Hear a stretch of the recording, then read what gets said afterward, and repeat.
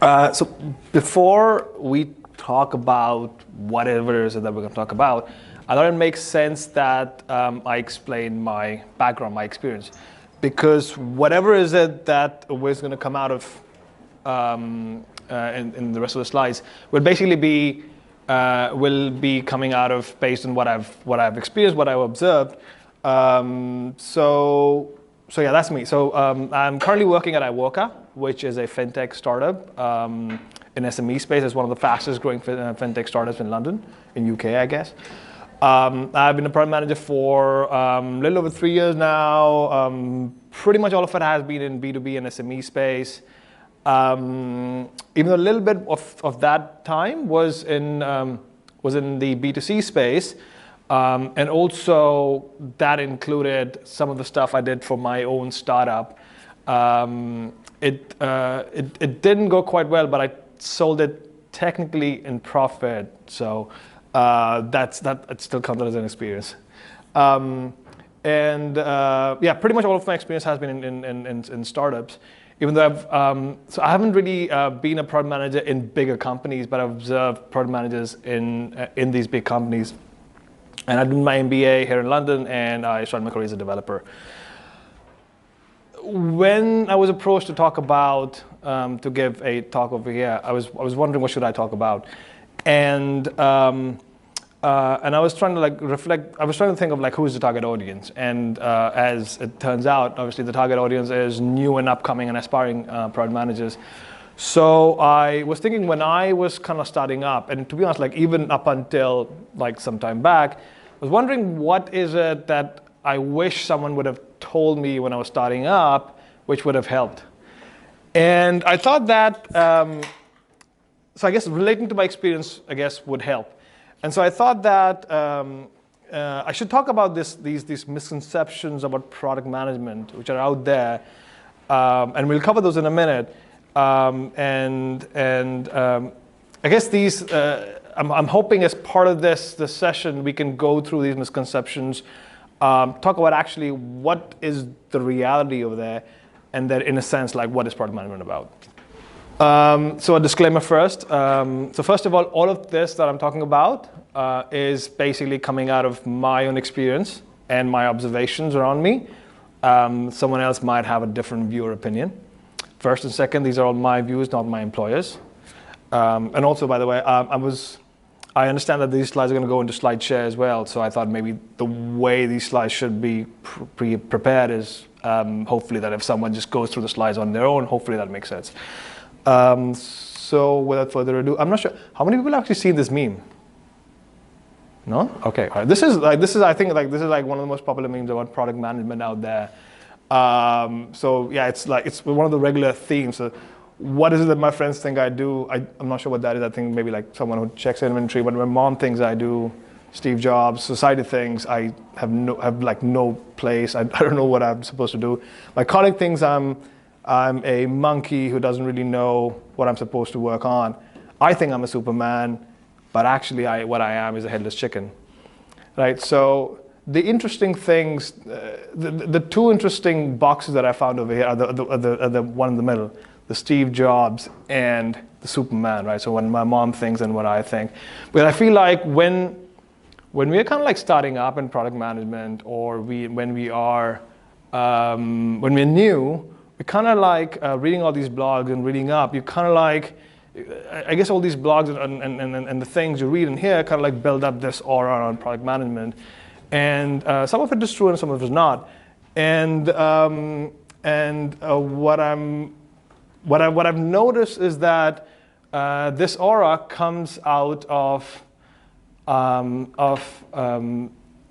there's some context for where this aura comes up, right?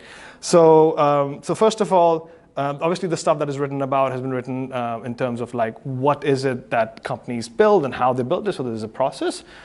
But what happens a lot of times is that we as product managers, all of us, I think we kind of take that up and we kind of apply it without probably realizing the context. And that is when I guess we go through, we fail in what we try to do. And I think what we forget as product managers, three things in particular. I think first of all, I think a lot of the stuff that has been written on product management, at least the most popular stuff, has been written in the context of the companies like Google, Amazon, Spotify, and these big successful companies. That's the first thing. The second is most of it that's out there is in the B2C context. And the third thing is that if you look at it, a lot of it that is being talked about is actually in a more retrospective perspective, right? So it's not like someone had this brilliant idea or thought process and structure and just went ahead and did it. So what has been written about is the success, but there's like a lot of trials and errors, which things that did and they failed and didn't make sense. And after a few process trials is when they came up with this framework, which made sense and which worked for them, right? So I think this journey is what is not covered. And so I guess sometimes we as product managers take those things out of context and just apply it right away. So as part of this, basically what I'm hoping is we talk through those at least the popular misconceptions. To be honest, I think I had pretty much all of those in my career. And we go through those, we find out actually what is reality, and then we take it from there.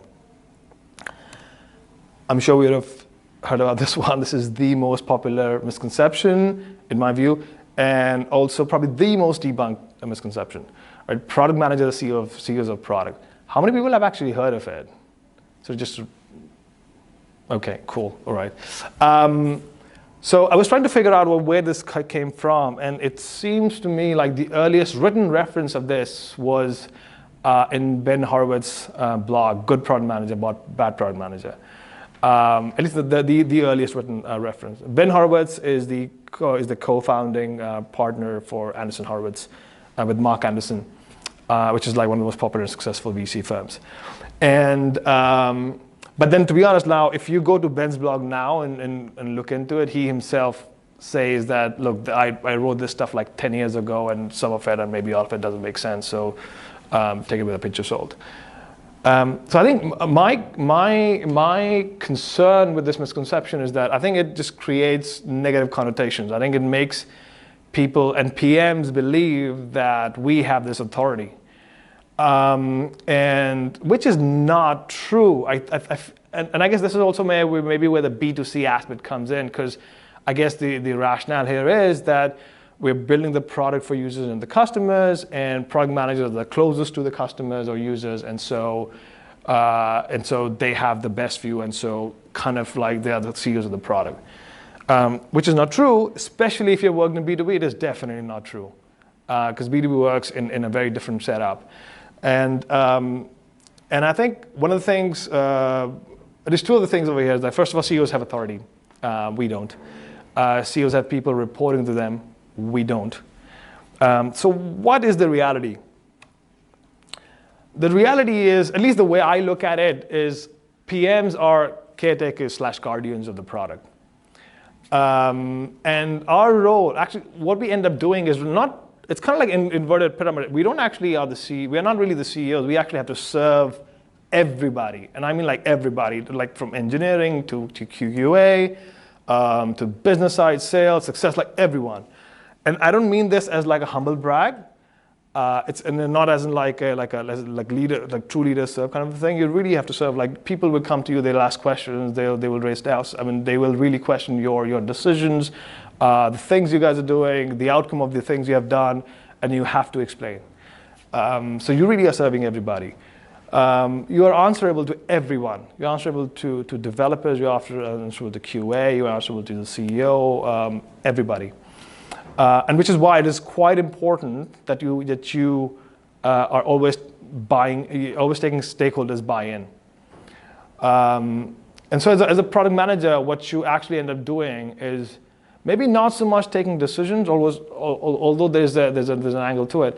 But then what you actually end up doing generally is you propose the best way forward, hopefully with data and insights in place.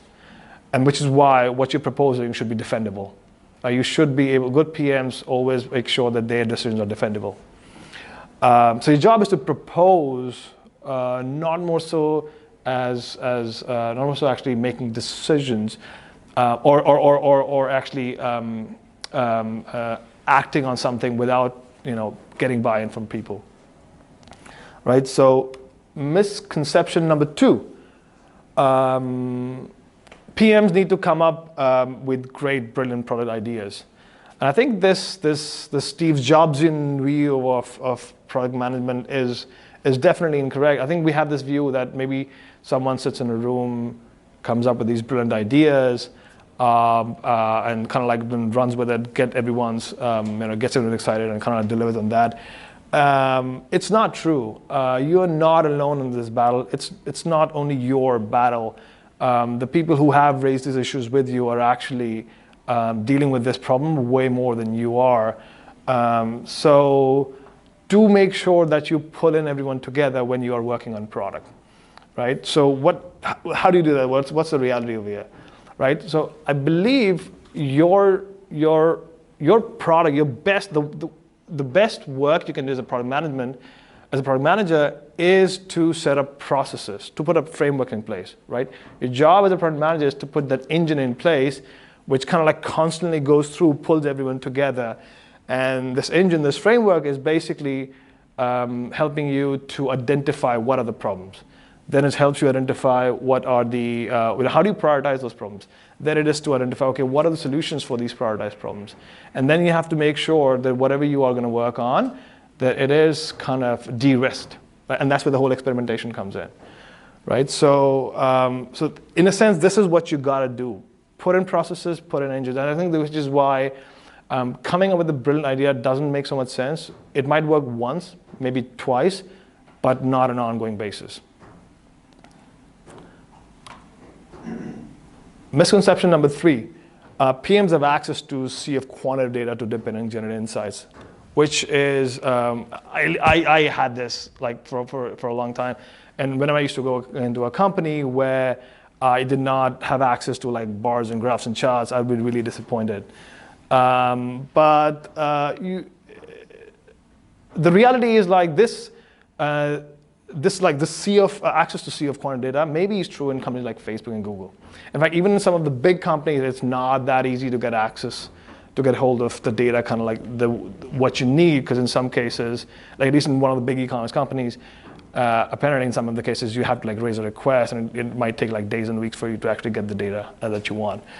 But then also, I think one of the biggest misconceptions in this area is that when people think of data, they think of quantitative data. But that's not true. Data doesn't equate to quantitative data. And especially when you're working in startups, you'll realize this, that access to good, easy, at least good kind of data that you're looking for is not very common. There are times when you have to work around with a real lack of data, right? So what's the reality over here? So I think the best way to proceed with this is to realize that what really helps is to have a bag of mixed methods. And also use this bag of mixed methods, and by that I mean quantitative and qualitative. Use this bag of mixed methods to basically, and so going back to the engine thing, right? To basically use these methods to get the information both from inside the organization and also outside the organization. You will realize pretty soon that the qualitative data is actually way more powerful than quantitative data. Quantitative data generally will tell you where the problem is, but it is the qualitative data which will actually tell you what the problem is, right? It's the boring way, the boring perspective of data, not the exciting bars and tables and graphs and charts, which will actually help you solve the problem. You'll end up spending actually, like just last week, probably last week, we had like these 11 interviews sessions with different kind of companies we are like trying to work with, and it's extremely it's an extremely tiring and grueling exercise, and it's not like how people kind of imagine that they're looking at these bars and graphs and charts, and something really clicks and they find the smoking gun and they try and fix it and everything works fine, which is not really the case. And also, I think the other thing I feel people miss on, which by the way is something you will learn for sure in B2B, is that there's tons of data already in the organization. And in corners of the organization which we probably haven't even realized. There's so much information already in the sales department, in success department, in support department, and basically all these areas which are facing customer. Maybe other product managers, talk to your CEO, maybe they have some perspective, maybe they have this vision where they want to go, right? So there's already so much happening. Developers have got some of the best idea that you'll work on will come from engineers. Misconception number 4. If you're not saying no enough, you're not doing your job well. I feel like there is this kind of like comes up especially when you are talking about this like Silicon Valley-ish perspective of product management. The reality is that if you are saying no enough, you're not really helping anybody. In fact, what you need to make sure that you understand is that when people are explaining problems, they're actually not explaining the problems. In a lot of cases, they might explain solutions, which is why it might seem like they're proposing something, but what they're actually doing is they're proposing problems. So they're explaining their problems. And also, when they're explaining these things, they don't obviously have a lot of content that you have. They don't have this whole broader perspective, right? You do, they don't. So keep that in mind. And so don't just say no. Make sure, and that's where the reality part comes in. What you should do instead is understand stakeholder problem and work with them, right? So when someone comes to you and proposes something, first of all, try to understand what exactly is the underlying pain, why is it that they're proposing, and try to dig in deeper. Actually get their help in building the case. This is something that I've found to be like really, really powerful. They will be so excited and actually try to help you and actually help you to generate data, build a case for you. And also explain and propose alternatives. This is something I've found to be a really, really good way to earn the trust, but also like solve the problem and also like kind of like do the experimentation. Like quite a few times it has happened that people come to me asking for stuff like, let's build this, let's build that. But then eventually I might propose, okay, well, what if, let's say, we just write some content in a PDF and like share it with a customer and that solves the problem, right? And they think about it and like, yeah, sure, why not? And it turns out that actually it does solve the problem. We don't really have to build a whole tool for that. And also, like for sure, like get buy-in. Again, that's where the stakeholder management comes in. I was talking to one of these product managers in this like big consumer product company. He talked about this really interesting example. So he used to work in one of the startups earlier, which had this head of the product. And what he used to say was like, whenever someone comes to me and asks me to build something, I say, yeah, great, that's awesome, let's do that. Can you connect me to just 2 customers who are facing this problem? And these people will go away and never come back. This was really, like that, I found this really exciting because it's a way, this person is not really saying no, and he kind of like really wants to know more, but the reality is that a lot of times you want to make sure that even though you are listening to them and you want to help, you still need the proof, right? That's where the data part also comes in. And misconception number 5, my favorite one, the B2C is cooler than B2B. I used to like really believe in this and like really try to go into B2C until I actually started to work in B2C, and then I just lost the interest. And so why is that? That's because the most well-known brands are B2C, of course. That's why B2C is so much cooler. B2C definitely has been a pioneer in the whole user experience revolution, right? The focus on the user. B2C has led that for sure, and obviously they also have led into this whole approach of like simplifying the design, simplifying the user experience, simplifying the value proposition. But the reality is also that consumers are fickle. They don't make decisions rationally, and also they might decide on something today, but they might change tomorrow. And I guess that is also probably one of the reasons why B2C is, at least in a majority of cases, and there's a lot of cases, B2C markets are a winner takes most markets. And you can take examples like search, music, and so e-commerce. So in a lot of cases, B2C markets are winner takes most. Having said that, obviously B2B has also now started to focus on users and simplicity. So what's the reality here? What I have found out, again, this is like quite close to my experience again, is that actually it is much more fun and there's actually much more money in building products for businesses. It is very common to have multiple winners in B2B. Pick up pretty much any area. I think, I'm pretty sure there's not one B2B, at least that I'm aware of, there's this really dominant pair, which is like Google is in search, which is totally dominating the space. And also, by the way, people are willing to, so what are we building is actually something that people have to pay for. This is the biggest ever validation for your product. There's no bigger validation for your product, right? No amount of user engagement or conversion is gonna actually replace someone paying for your product. And also, by the way, when you're working in B2B, you are very involved in sales processes. You are pitching along with the sales team. You're helping them structure deals. You're going to trade shows, events, and like pitching products and like talking to people face to face. In fact, one of the things I generally say, and people might disagree, is that if you really want to learn how to do business, do product management in B2B. That's the best way.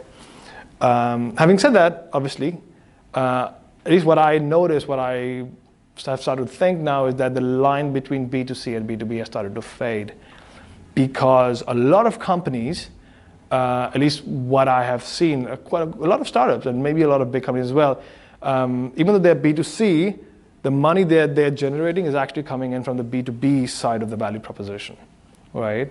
So they might have like a consumer side of the app, but actually the way they're making money is like using partnerships or some kind of like maybe some kind of franchisee or some kind of like maybe they're actually using the content and posting the content and like partnering with someone else who's actually using their content. And so yeah, which is why at least I find B2B to be much more exciting. Right. So if I have to kind of like summarize what product management is, but I think it's quite exciting because when you read about blogs and you see videos and stuff, right? People talk about experiments and A/B testing and data mining and machine learning and everything, which is great. I mean, that all makes sense, of course. But I find like sometimes you kind of like get mixed up in these messages and you kind of like miss the essence of what product management is. And basically what it is, at the heart of it, is just understanding problems of the stakeholders, both internal and external. Making sure that when you're trying to solve the problem, you're de-risking the approach. Your approach is de-risked. You're trying to make sure that you go one step, try it out, go another step, try it out. And also obviously in the process, and this is I guess where I find product management to be a really, really exciting role, is that you have this really interesting opportunity to obviously to not just respect the culture of the company, which obviously a lot of employees would do, but also shape it up. Because you're interacting with so many people, you're also kind of like being in a way like given money, say go spend in whatever you want to spend on. And so you have this, you are uniquely positioned to do that. And I think in a way, that way product management is like one of the most exciting roles, at least my favorite role. And that's actually pretty much it. Saying so, like I said, I work in iwoca. We are hiring. If you're interested, please do apply. Questions? I have a question. Sure, yeah. Cool. At the start you said that there's, you were talking about the authority of the product manager. Yeah. And you said it's very different in B2B than B2C. Why is that? Why is it different? Why does it not really exist in natural leadership in B2B? Okay, so maybe I'll rephrase it. I wouldn't say. Okay, so first of all, I would say because it kind of implied that it exists in B2C, not in B2B, but that's not true. Okay. What I'm saying is the authority itself doesn't exist. I feel like that's what at least how I would say it. But then what I'm saying is also that I guess the reason it's so much more prominent in B2B is that because in B2C, in a way, you as product manager are very close to customers, or you have to be, right? Unless I guess the only other segment I can think of, two other segments I can think of is marketing, or if not that, then at least customer support, if that applies in your company. In B2B, what happens is you have got other functions which talk to customers way more than you ever will. You have sales, you have customer success, you have support. And this is where I think B2B is quite interesting, right? Because in B2C, let's say you have 1 million customers or 1 million users. You will never ever talk to every single one of those customers. But in B2B, it is pretty much guaranteed people will, it's almost for sure, someone in your company would have talked to at least one customer, right? So, and hopefully it's going to be, and for sure it's going to be sales. Obviously it depends on the model you have. It's going to be either sales or success or support, but someone for sure would have talked to them. And so you'll realize that there's so much knowledge with these people that you can't just propose something without making sure that you first of all extract the information from them, and then you kind of play it back. And I think in a way what I found out is that you don't end up coming up with these amazing ideas. What you end up coming with is like, they might, so this is like, I guess one of the best ways for you to influence in B2B, right? And that is that they would propose something, but that is going to be in a very specific context. And that is going to be, there's this availability bias. So they would have talked to, let's say, like the last customer they talked to, they would just think of that and they say, and they'd use that example and just play it to you. So, and so what you can do in this case is actually, when they explain this to you, just, you know, I know it's kind of like cliche, but like the why. And then you go back and then you kind of like play it back to them and you say, you know what you're explaining is just one of the solutions, but actually if you figure out why they're doing that, there's actually like 5 more solutions we can try out. And this is again now de-risking the approach. You can actually go into the experimentation mode. Let's try this out. Let's try that out. Let's try this out. Did I answer your question? Yeah. Okay. Yeah. You say it takes a while to get that valuable data, unless you're in a Facebook or big companies. How long does it take for a startup to start generating that sort of valuable data? Like how many years? To be honest, it depends. Like some companies are there which would have done all the instrumentation from the beginning, I guess. I guess it also kind of like depends on the culture. I've worked in companies where there was serious lack of data to like really good instrumentation, to areas where there's pretty solid instrumentation, like really, really good data, but then areas where you're not. Like for example, I'm working at iwoca right now, and we are a fintech, and we lend money basically to companies, right? So we gotta have these really solid financial models, and we gotta have like really, really solid, a lot of data to make decisions. And we're really good at that. There's no other company I've ever worked with which has got so much access to it and uses data so well. But then also there are areas where we can do better. And so but then you will not always, the decisions you'll make, the area you'll work in will not always be in this single space, right? So they might spawn in the other spaces as well. And so it is quite possible that you don't have access in that, the data is not that good in that case, right? So which is why then, at least in B2B, luckily you have access to the sales guys, the success guys, and that they become really solid source of information. In terms of how much time it generates, I don't think it's about time. I think it's just about the priority. Because when you're starting building the product, what you'll realize is that, and I know we talk about like test-driven development, agile development, and like data-driven development. But the reality is when you're working in a startup, prioritization dictates that don't build up all this don't build all these test cases to begin with. Don't put in instrumentation, at least not all of it to begin with. And so what happens is like layer by layer by layer by layer, you realize there's these gaps that have been left out, even if you're like really good at instrumentation. And so there'll always be some gaps. Having said that, obviously it depends on how the company is prioritizing. There can be a lot of data, there might not be a lot of data. I understand at least like the very big companies which are consumer focused for sure have got a lot of data, but I haven't worked over there, but I'm sure there is. Any other question? Yeah, with regard to user research, I read a blog once that said there's no need to kind of talk to more than 5 people because you're going to get sort of enough insight from 5. Do you think that's valid? Quite interesting, actually. So we were doing this research. So I'll give an answer, which I guess I hope does not confuse you, but it'll be a yes and no eventually. So here's what we did. We were doing this research, and so we wanted to make sure that we'd go fast, and we only had a week to do all this stuff, right? So first day, I think it was just like 2-3 days left before we had the time to start. And so we just reached out to the sourcing company and we gave them a criteria, and they came back with like these four or five names, which we eventually selected and we called them up. We talked to these 4 people, but then also what we started to do was we dug into our own data to like identify what kind of people we should talk to, and then we came up with I think a list of like 9 or 10 people, and we started to arrange interviews with them. And so basically what we did like for the rest of the week was like there were like 3 or 4 interviews every single day. And so we had at the end of the first day, we realized actually that the people we are talking to are not the kind of people we should be talking to, right? So, but then what that helped us with is that it helped us obviously go through the interview process, but in a way it kind of like wasted the day. But even though we talked to 4 people, we did still realize we need to talk to more. And then we started to talk to the actual group that we wanted to talk to. And then so first day ended, pretty much after second day, we were not even like I think by the end of first day or beginning of second day, we were not even looking at the script, we were just asking questions. And by middle of the second day, I guess we were like, fine, I guess we know the answer. And obviously we were still asking questions. And like then what happened, I think, was like, I think 2 of the customers could not attend the interview.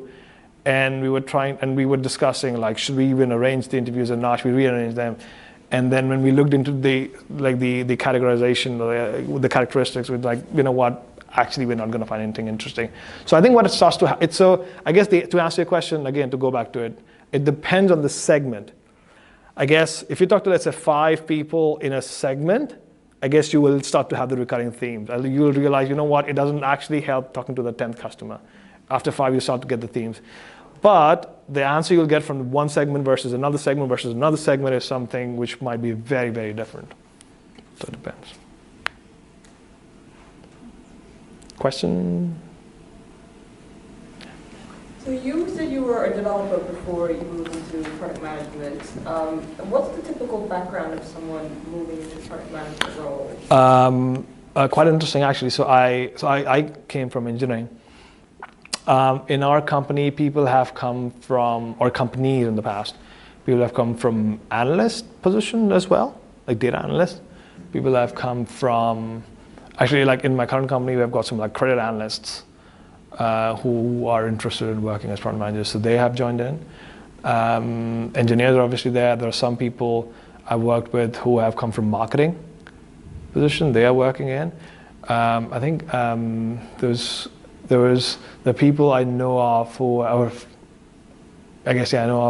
come in from success side as well.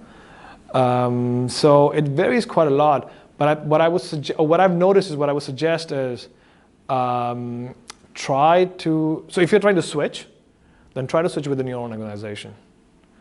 That's going to be your best shot at switching. But otherwise, if let's say you have no background at all, and then you're trying to switch, it's quite hard. One of the ways I would suggest you could do that is, let's say, I don't know, maybe attending some kind of course, or let's say going building an app yourself, trying to like sell it as well, like basically gain some kind of experience some way. But then maybe instead of going up for like a proper big company kind of startup, maybe start in like with them really. The kind of startups which are like really, really small. But obviously you have to bring in something to the table. But there you've got, if you are switching companies, I guess my guess is, and I might be wrong, that you've got best chance over there. Or overall your best chances within the same company, try to switch over. From all those different backgrounds, what kind of characteristics did you notice that made people successful in the role? What I realized actually, again, my view, I feel like if you're coming from technical background, it kind of like is a double-edged sword, because it works really well because you're talking to engineers, you really can understand. I mean, you can to a lot of extent what they're talking about. But then also you might have a tendency, if you're not careful, to like go into the detail that you should not go into. So it kind of works in a double-edged sword. And I guess this is why I'm quite interested and quite intrigued by PMs who come from like marketing side of things or success side of things, because they're very customer business focused.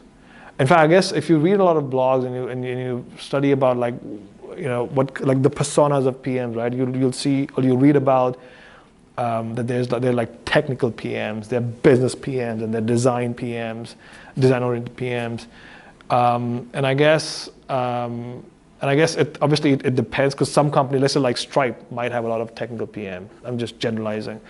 Like Salesforce might have a lot of business PMs. Spotify, Airbnb might have a lot of design-oriented PMs. So I guess it depends. I think the key here is to make sure you kind of like have a level of abstraction. Don't go into a lot of details.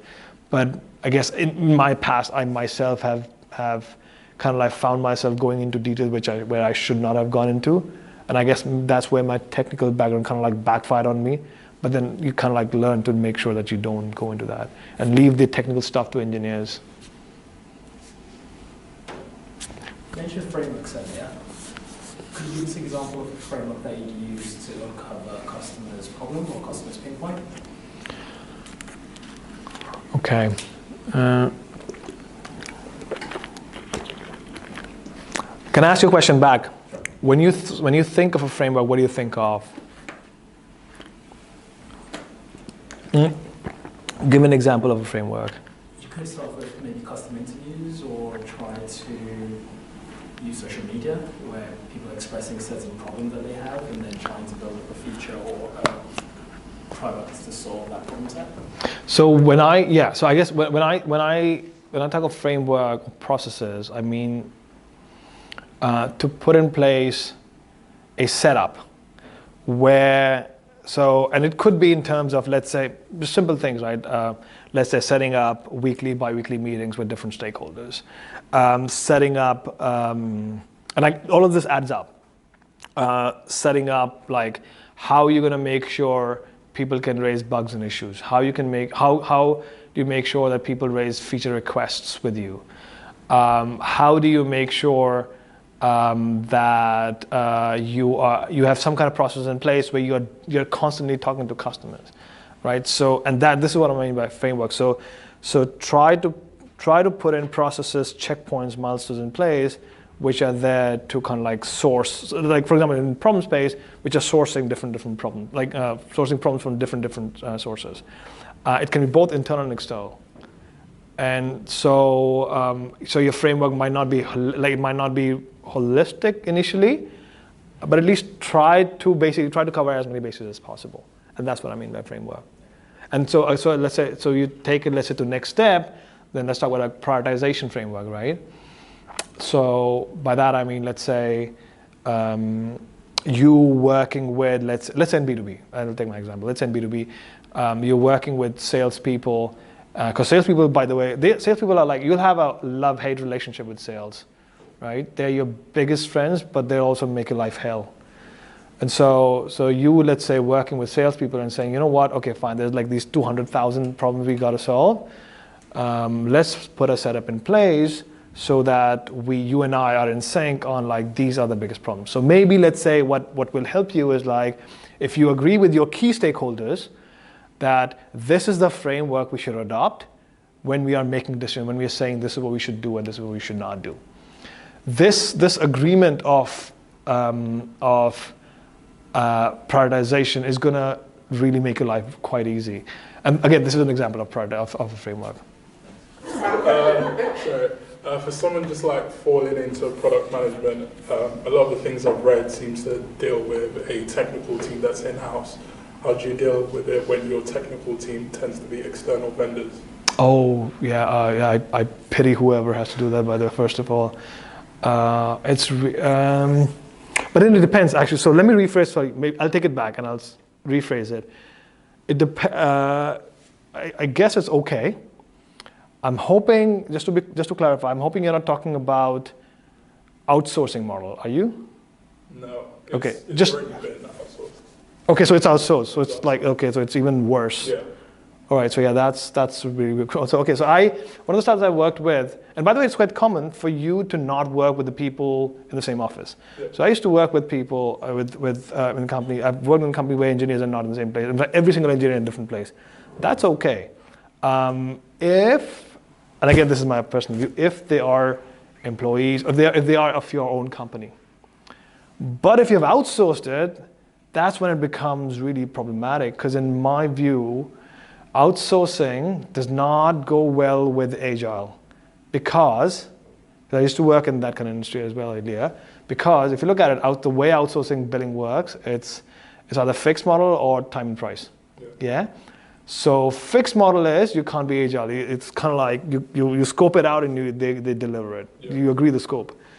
Time and price is like you don't want to keep extending it, but it's in their interest to extend it. Yeah. So in my view, I'm hoping if your company has really bought into the product, that they bring it in. I mean, like it's not like technology is not like to cut down costs. It's a differentiator. So I'm hoping they bring it in and not outsource it.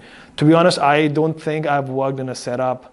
At least I have not been able to execute well in a project where it's, or at least I've seen a project where it's outsourced and it still works in a great way. There might be other people who have been able to do that. At least I have not seen it, nor have I been able to deliver it. So to kind of recap, let's separate these two things, right? So geographically spread out is okay. Because the people at the same company, the incentives, the vision, the thought process, the culture is kind of still combined. It's in, right? They don't have different incentives, but geographic spread, but still outsourced, or in fact so much to say it could still be in the same place, but it's outsourced. That's really bad, at least in my view. Yeah. I'm hoping someone has delivered successful projects in this model. I have not been able to. Okay. What's your view on that? So it's a project where it's been outsourced, but the team is all in one location, but fixed scope. So everything's already been fixed, and I'm having to come in and try and work as a product manager, voicing what my customer wants to them, but they've already been given a set amount of tasks to do. So it's trying to breach that. So what happens if you try to change something? It's working with trying to fix contracts partly and agreeing with my business customer to free up some more cash for them to start working on something else. So it's new features being brought in and I'm getting told from the other side, but we've already got a fixed scope to work with. Yeah, so okay. Yeah, right. So I'm like, good luck. Right. Cool.